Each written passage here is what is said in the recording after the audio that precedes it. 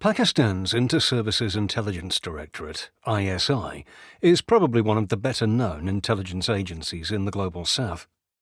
Its role became particularly significant on the world stage after the Soviet invasion of Afghanistan in 1979, which ushered in a new period of violent strategic politics in the region once at the heart of the great game between colonial Britain and Russia.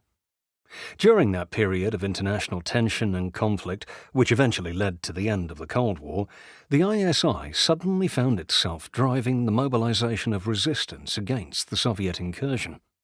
As far as the history books can tell us, the agency was hugely successful in this endeavor through a strategy of standing up and coordinating the Mujahideen organization.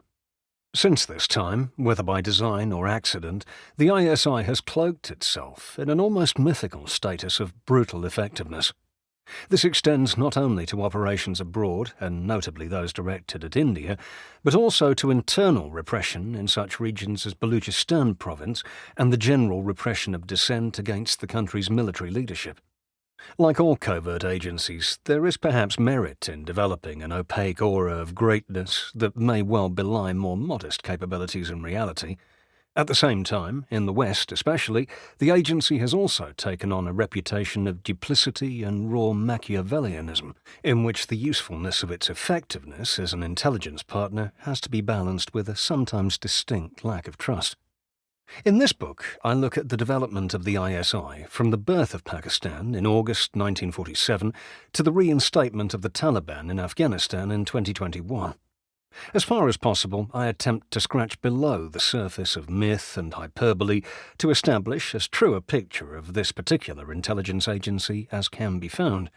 This, of course, is a complex challenge, perhaps especially so in the South Asian information environment in which myth and conspiracy theories are virulent elements of daily discourse.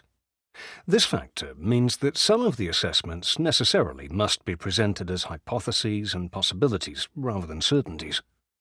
Probably the most pivotal recent event in which such a consideration applies is the question of whether the ISI was fully aware that Osama bin Laden had been living in Pakistan, and indeed under the nose of an army base in the north of the country, before the United States undertook a unilateral operation to neutralize him in May 2011. In this analysis, I suggest that some in the ISI's hierarchy must have known. It is inconceivable they did not, but this does not necessarily mean the top leaders were fully cognizant of developments.